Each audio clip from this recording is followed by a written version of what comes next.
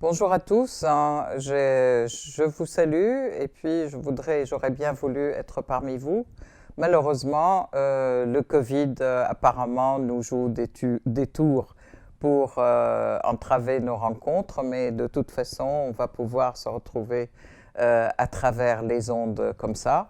Je voudrais remercier Monsieur Gabriel Gallis qui a organisé cette conférence avec l'association d'amitié Suisse-Venezuela et l'association d'amitié Suisse-Cuba. Je voudrais exprimer toute ma solidarité avec le peuple vénézuélien, le peuple cubain. Je vous salue tous. Je salue aussi tous les intervenants. Et puis, je vous remercie d'être là pour cette conférence qui est très importante en fait mondialement à cause de tous les événements qui se font aujourd'hui, qui font la naissance d'un nouveau monde qui est né à travers ou après la résistance importante du peuple syrien et de son armée face à l'agression américaine, pour faire échec aussi au projet Nouveau Moyen-Orient, le projet américain et sioniste et de l'OTAN. Donc, c'est vrai que cette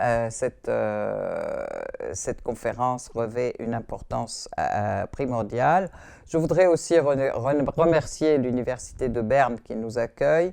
Et donc, voilà, je vais commencer mon exposé. Alors, pratiquement, je vous l'expose en gros, comme ça, les grandes lignes. Mon exposé s'intéresse d'abord à ce que c'est les points essentiels de la Charte de l'ONU, et puis les pratiques, les différentes pratiques aussi d'agression des États-Unis qui d'année en année en fait se diversifient et deviennent de plus en plus violents, de plus en plus profonds, de plus en plus vastes et touchant des domaines de plus en plus importants, aussi bien des agressions par le terrorisme que des agressions par les médias, les grandes manœuvres et guerres médiatiques, hein, et puis les guerres cybernétiques, les guerres par ce qu'on appelle les médias sociaux, en fait. Et donc l'espionnage et surtout, alors la guerre dite par les sanctions, entre guillemets, qui sont l'embargo, qui visent effectivement à affamer les peuples pour les mettre à genoux et pour surtout faire appliquer et faire plier la tête des dirigeants et des peuples de manière à ce que le diktat américain soit appliqué, quelle que soit la volonté des peuples. Mais on voit que, en fait, cette période est révolue, je peux dire, ou elle est en train d'être révolue par la résistance des peuples. Je voudrais saluer la résistance du peuple cubain qui subit aussi des pressions et des embargos depuis les années 60. Le peuple vénézuélien, le peuple iranien qui depuis les années 70 aussi est sous embargo, comme on dit. Donc le peuple palestinien aussi, qui est à Gaza aussi, partout, il est sous embargo et agression quotidienne de l'État d'Israël.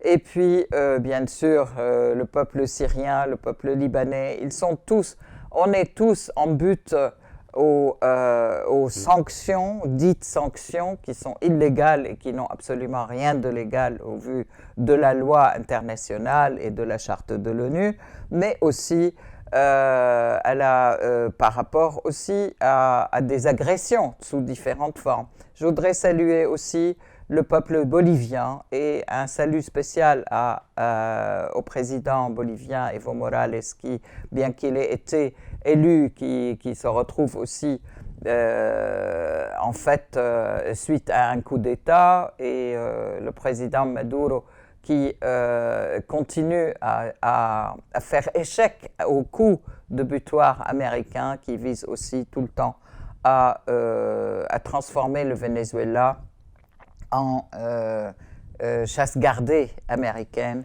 et surtout une source de pétrole pour les États-Unis en affamant le peuple vénézuélien.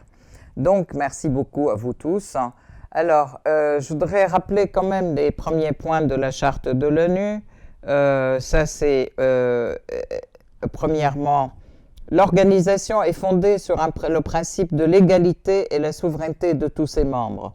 Les membres de l'organisation règlent leurs différends internationaux par des moyens pacifiques, de telle manière que la paix et la sécurité internationale ainsi que la justice ne soient pas mises en danger. Les membres de l'organisation s'abstiennent dans leurs relations internationales de recourir à la menace ou à l'emploi de la force, soit contre l'intégrité territoriale ou l'indépendance politique de tout État, soit de tout autre.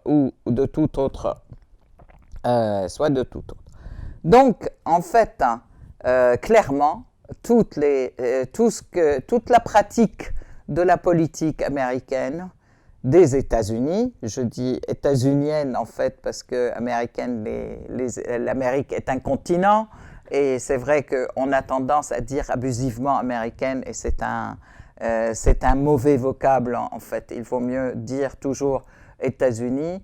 Depuis longtemps, les États-Unis, et je dirais même depuis la création de l'ONU, les États-Unis et les grands pays, en fait, entre guillemets, les pays coloniaux, les grands pays coloniaux, la France, l'Angleterre, l'Allemagne, etc., n'arrêtent pas de violer cette charte dans leur manière de traiter les peuples.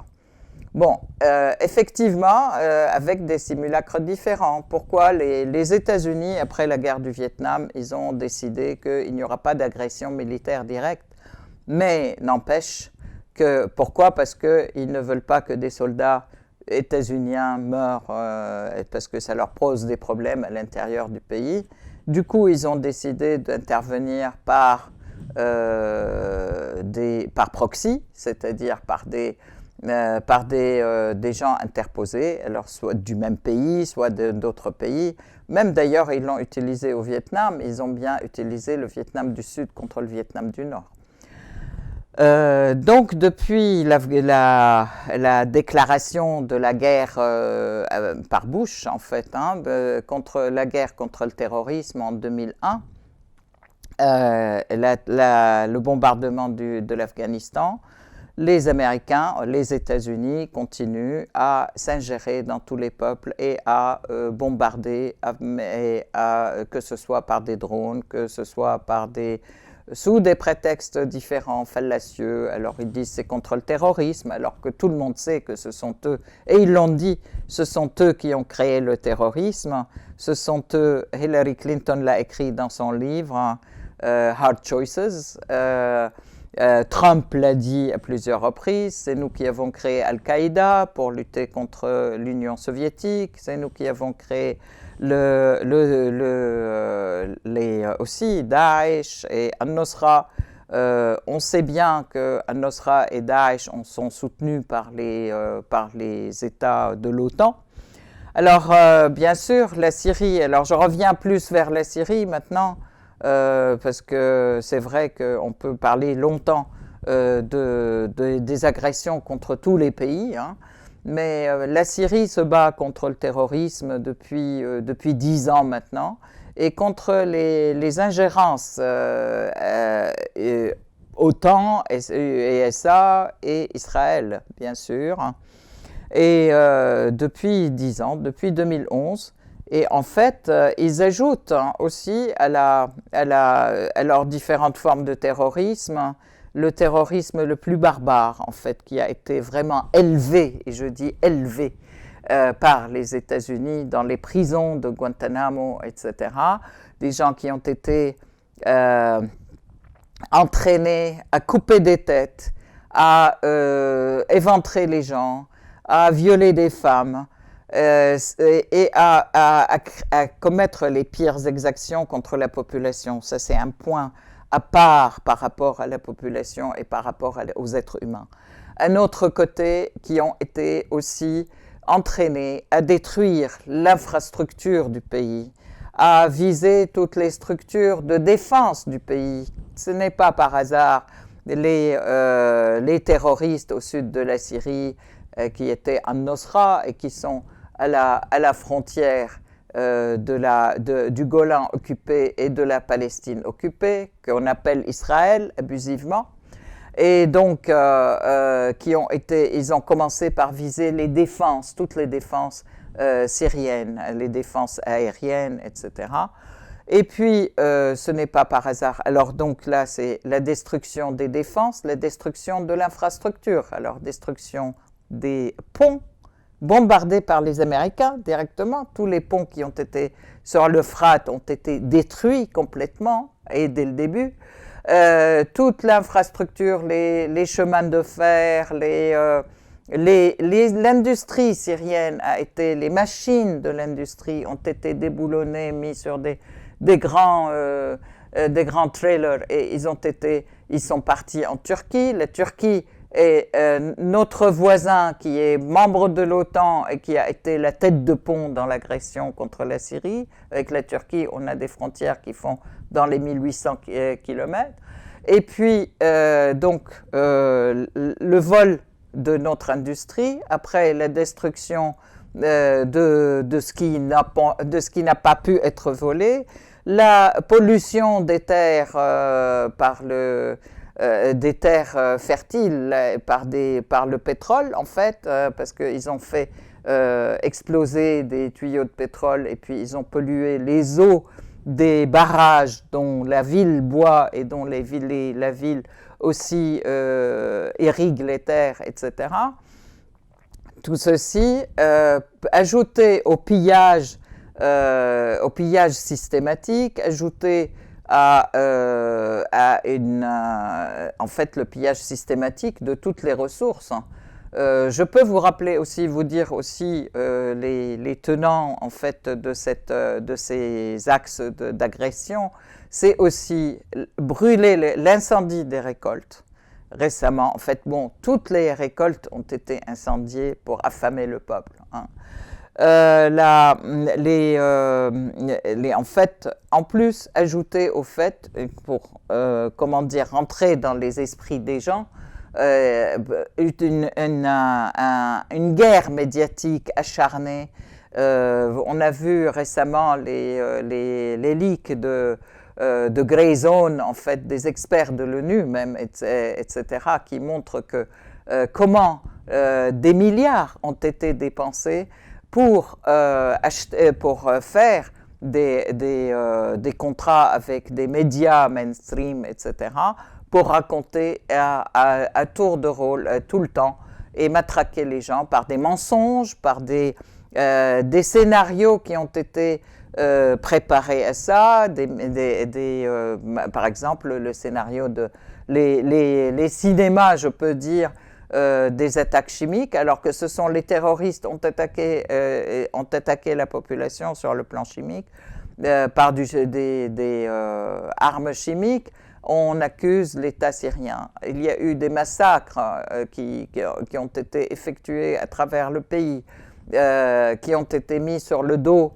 de l'État syrien.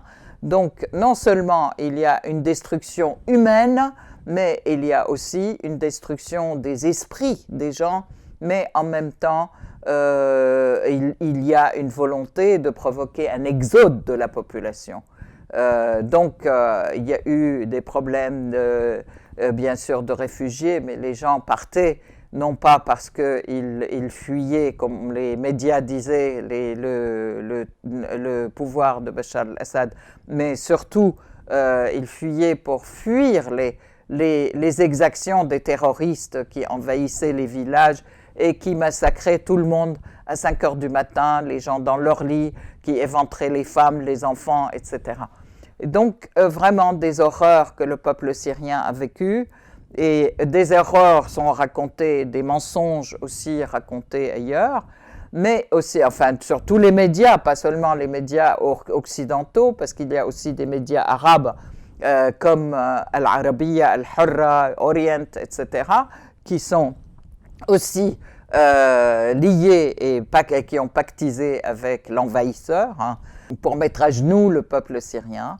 Et tout ça pour faire plier le pouvoir syrien qui lève la tête devant le diktat américain parce qu'on veut lui faire reconnaître l'État d'Israël. On veut aussi porter atteinte à son indépendance politique et surtout économique. Je voudrais rappeler qu'en 2010, l'État syrien était à zéro dette hein, et c'est un État autosuffisant et depuis dans les années 2008, alors que l'Occident se débattait dans ses crises économiques, etc., la Syrie accusait surtout un développement économique de 6 à 7%.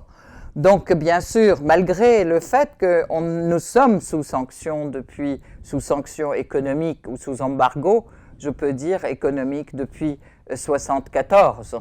Donc tout de suite après la guerre de 1973, que nous célébrons aujourd'hui, la guerre contre l'occupant israélien, et qui a fait aussi sa